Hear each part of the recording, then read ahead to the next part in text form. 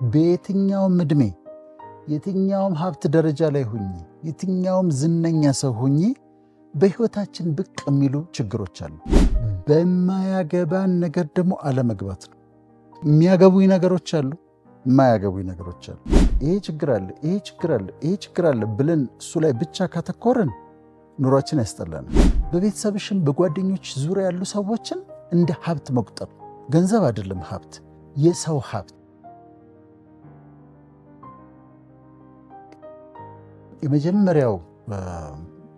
የመጀመሪያው እኔ ሰዎች እንዲረዱ የምፈልገው ነገር በምድር ላይ ስንኖር ችግር አለ፣ ቻሌንጅ አለ፣ ተግዳሮት አለ። ይሄንን እንዳለ ማወቅ አለብን። በየትኛውም እድሜ የትኛውም ሀብት ደረጃ ላይ ሁኚ የትኛውም ዝነኛ ሰው ሁኚ በህይወታችን ብቅ የሚሉ ችግሮች አሉ። አንዳንዱ የህይወታችን ሲዝን ላይ በጣም በብዛት የሚመጡ፣ አንዳንዴ ደግሞ እረፍት ውስጥ ከገባን በኋላ ግን ብቅ የሚሉ ችግሮች አሉ። ተግዳሮቶች እንዳሉ ማወቅ አለብን ብዬ አስባለሁ። የሚያቆም ይመስለናል። አሁን እኔ ሕክምና ተማሪ እያለሁ ሜዲካል ስኩል ተማሪ እያለሁ በጣም ብዙ ጥናት ብዙ ንባብ የሚጠይቅ ስለሆነ ግራጁዌት ያረግን ቀን እንላለን፣ ዶክተር የሆንን ቀን በቃ ችግር አበቃ እንላለን። ግራጁዌት ካረግሽ በኋላ ግን ያኛው ፈተናው ጥናቱ ምናምን አልፏል። ሌላ አዳዲስ ችግሮች አሉ፣ አዳዲስ ቻሌንጆች አሉ። ቆይቶ ደግሞ አሜሪካ መሄድ እፈልግ ነበርና በቃ ቪዛው እስኪመጣ ድረስ ሌሎች ሰዎችም እንደዛ ይላሉ። ታርጌታቸውን አሜሪካ መሄድ ያደርጉና አሜሪካ የገቡለት ችግሮች ሁሉ የሚያበቁ ይመስላቸዋል። አሜሪካ የገቡለት ግን አዳዲስ ችግሮች ይመጣሉ። ስለዚህ ምን ለማለት ነው የፈለጉት? ችግሮች እንዳሉ እንወቅ። አያቆሙም፣ አንድ ቦታ ላይ አያቆሙም። ቆይቶ ደግሞ የጤና ሆኖ ይመጣል። የገንዘብ ችግርን አልፈሽው ከዛ የጤና ችግር ሆኖ ይመጣል። ከወለድሽ በኋላ ደግሞ የልጅ ችግር ሆኖ ይመጣልና ችግሮችን ኤክስፔክት ማድረግ ሳይሆን ግን ችግሮች እንዳሉ በዚህ ዓለም ላይ መረዳት። ኦኬ ነገ አንድ ችግር ሊመጣ ይችላል፣ ማኔጅ አድርገዋለሁ። ዛሬ አንድ ችግር አለ፣ ማኔጅ አድርገዋለሁ፣ አልፈዋለሁ። የተወሰነ ቀናት ደግሞ እረፍት፣ ችግር የሌለበት ጊዜ አሳልፋለሁ። ሌላ ችግር ደግሞ ሲመጣ አዌር ሆኜ ተዘጋጅቼ ዲል አደርጋለሁ ማለት ነው። ክትባት አለ አይደል? ቫክሲኔሽን። ክትባት ለምንድን ነው ልጆች የሚከተቡት? ሲያድጉ በሽታው እንዳይዛቸው ነው። አንዳንዱ የክትባት አይነት ራሱ ቫይረሱን ነው የሚከተቡት።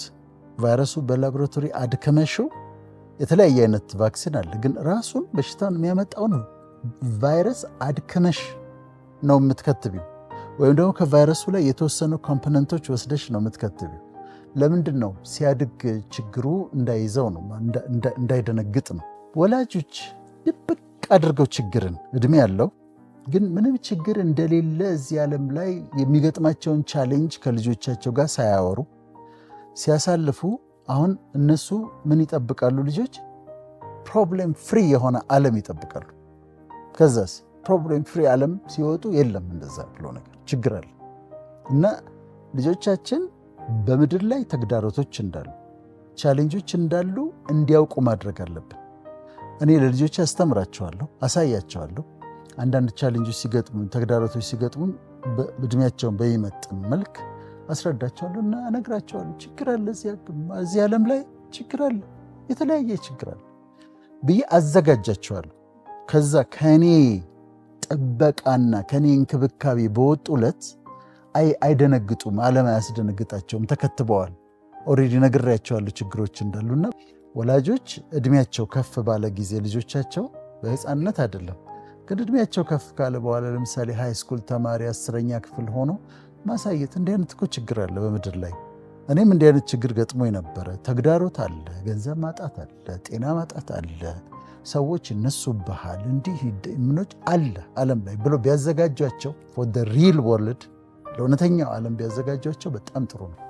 ስለዚህ አንዱ ችግር እንዳለ ማወቅ፣ ችግርን መጎተትና ዝም ብሎ ኤክስፔክት ማድረግ ሳይሆን ግን ኖሌጁ አለ እንዲህ አይነት ችግሮች አሉ ብሎ ማወቅ እና ሲመጣ ማኔጅ ማድረግ ያስፈልጋል። ሁለተኛው ብናየው ደስ የሚል ነጥብ የዓለምን የምድር ኑሮን መልካሙን ሳይድ ማየት፣ the brighter side of life አለው፣ መልካም አለው። ሁሉ ጨለማ አይደለምና ብራይተር ሳይድ ጨለማው ላይ ብቻ ፎከስ አለማድረግ ግን የሚያምሩ ነገሮች አሉ፣ ደስ የሚሉ ነገሮች አሉ በዓለም ላይ እና አሁን ኢትዮጵያ ውስጥ ስትኖሪ ችግሮች ይኖራሉ። ግን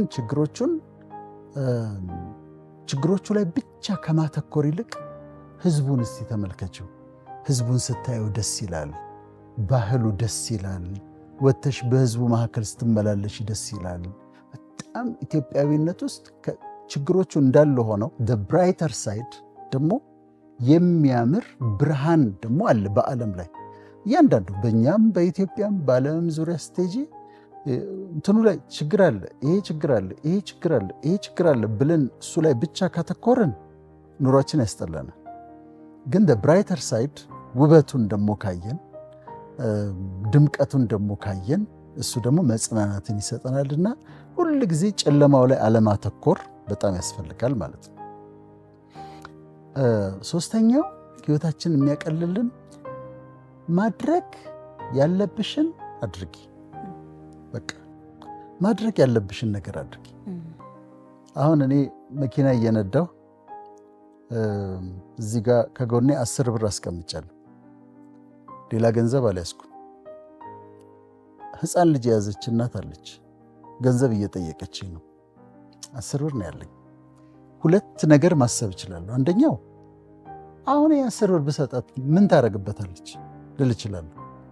ወይም አሁን ለልጇ ብስኩት ብትገዛበት በ10 ብሩ በኋላ እኮ ይርበዋል፣ ስለዚህ አሁን 10 ብር መስጠቴ ምንም ዋጋ የለውም ልል እችላለሁ። ግን መሆን ያለበት እንደዛ አይደለም። እኔ ማድረግ ያለብኝን ላድርግ፣ 10 ብሩ ልስጣት፣ ሌላው ደግሞ ሌላ ነገር ያድርግላት። ስለዚህ ማሰብ ያለብሽ ምንድነው? በምድር ላይ ስትኖሪ ልታረጊ የምትችይውን ነገር አድርጊ። በዛ ላይ ፎከስ ሆነሽ ለውጥ አያመጣም ምን ዋጋ አለው ማለት አትችይም። በቃ ለውጥ የሚያመጣውን ያንቺን ኮንትሪቢዩሽን መስጠት ነው ያለብሽ። ያንቺን ኮንትሪቢዩሽን ማድረግ ያለብሽን ማድረግ ነው ያለብሽ። መንገድ ላይ እየሄድኩ የውሃ ላስቲክ ተጥሏል። ከዛ ላስቲኩን አነሳሁና እዛ ቆሻሻ ውስጥ ጣልኩት። አጠገቢ ያለ ሰው አሁን ምን አስጣልህ ሊለኝ ይችላል። ከተማውን አጸዳለሁ ብለህ ታስባለህ ይህን በማድረግህ ሊለኝ ይችላል። ግን የኔ ኃላፊነት ምንድን ነው? እዛ ጋ ያለውን ነገር ብድግ አድርጌ ትራሽ ውስጥ መክተቴ ላደርግ የምችላትን ነገር አድርጌያለሁ። ስለዚህ በምድር ላይ ስንኖር ልናደርግ የምንችለውን ነገር እናድርግ። የዓለም ፕሬዚደንት ለመሆን አንሞክር። ማድረግ የምችለውን ነገር አድርጌ ይርለፍና ይሄኛው 3ኛው ነጥባችን ነው። 4ኛው ያቀላል ብዬ ይሄ ስቃዩን ያቀላል ብዬ የማስበው ነገር በማያገባን ነገር ደግሞ አለመግባት ነው። የሚያገቡኝ ነገሮች አሉ፣ የማያገቡኝ ነገሮች አሉ። አንድ ጊዜ አንድ አጎቴን ጠየቅኩት። ትላልቅ ሰዎች ሳገኝ ህይወት ምን አስተማረች ማለት እወዳለሁ እና ጠየቅኩትና ህይወት ምን አስተማረች አልኩት። ህይወት አለኝ አንድ ነገር ንገረኝ አልኩት። ህይወት ሰላም እንዲሆን ኑሮ ሰላም እንዲሆን አለኝ። በህይወት ዘመንህ በማያገባህ ነገር አትግባልኝ። አንዳንድ ጊዜ በማያገባን ነገር ገብተን አስተያየት እንሰጣለን። የማያገባን ነገር እንናገራለን። የማያገባን ነገር ውስጥ ምን ይላል ሰሎሞን? ውሻን ነው ነብርን በጭራው እንደመያዝ ነው ይላል። በሰው ጉዳይ መግባት፣ በማያገባን ነገር ውስጥ መግባት። ስለዚህ የሚያገባን ነገር ከማያገባን ነገር መለየትና መጠንቀቅ ያስፈልጋል ማለት ነው። ከዛ አሁን ምን አረገን? እዛ ጋ ማድረግ ያለብኝን አድርጌያለሁ። የማያገባኝ ውስጥ ደግሞ አልገባም ማለት ነው።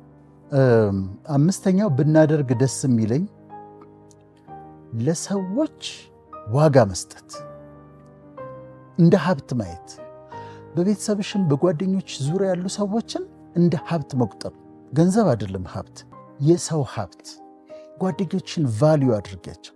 የሰፈር ሰዎችን ቫልዩ አድርጊያቸው። ሰዎችን ስታያቸው ውደጃቸው፣ አክብሪያቸው። አንዳንድ ጊዜ ችግር ሲገጥመን የሚመጡትን ሰዎች ስታይ ትደነቂያለሽ። ለምሳሌ ቤተሰብ ውስጥ ሰው ሲሞት ነጠላ አዘቅዝቀው ጥቁር ልብስ ለብሰው የሚመጡት ሰላም ብለሻቸው መታወቂያቸው ጎረቤቶችሽ ናቸው። ሰላም ብያቸው ማላውቃቸው እናቶች ነጠላ አዘቅዝቀው ጥቁር ለብሰው ምናምን መጥተው የሚቀመጡት እነሱ ናቸው። አያድርግብኝና ብታመም አሁን የምጠብቃቸው ሰዎች አሉ አይደል? ወዳጆቼ፣ ጓደኞቼ መጥተው የሚጠይቁኝ የማልገምታቸው ሰዎች ከሰፈር ውስጥ መጥተው ይጠይቁኛል። ብታሰር የማልጠብቃቸው ሰውዬ፣ በደንብ ሰላም ያላልኳቸው ሰውዬ እሳቸው ናቸው መጥተው የሚጠይቁኝ። ስለዚህ የዛ ጊዜ ከሚቆጨን ካሁኑ ቫልዩ ብናረጋቸው፣ ሰዎችን ቦታ ብንሰጣቸው፣ ክብር ብንሰጣቸው፣ እንደ ሀብት ብንቆጥራቸው ህይወታችንን ያቀልልናል። አንድ ጊዜ ሌላ ቢሮ ነበርኩና ከቢሮ ወጥቼ ወደ መኪና ልገባ ስል አንድ 3-4 የሚሆኑ ጎረምሶች በጣም ጡንቻ ያላቸው ድንገት ጠጋ አሉኝ። ከበብ አደረጉኝ። ከዛ እኔ ያላየኋቸውም እነሱን ነበረ። እዛ ሰፈር ያሉ ልጆች ብዙ በቃ ሀይ ብያቸውም አልፈው እነሱ መጡ። ከዛ ምንድን ነው አሏቸው። ምን ትፈልጋለህ? ምን ፈልገህ ነው ብለው አሏቸው። አሁን የእነዚህ ልጆች ቫልዩ ገባኝ። እነዚህ እዛ ጋር ሰላም ብያቸው እንኳን ሰላም እላለሁ፣ ግን ምንም በቃ እዛ ሰፈር ውስጥ የተቀመጡ ምናምን የሚያስቸግሩ ይመስሉ ሰዎች አንድ ቀን ፕሮቴክት ያደርጉሻል፣ ያድኑሻል። እነዛ ሄዱ ባለጡንቻዎቹ፣ እነዚህ በርከት ስላሉ።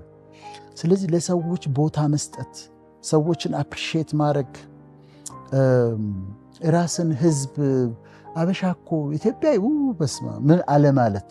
ለምን ህዝብ ድንቅ ህዝብ ነው፣ ግባና ብላ እኮ የሚል ህዝብ ነው። ካልበላህ እኮ ብሎ የሚከራከር ህዝብ ነው አይደል?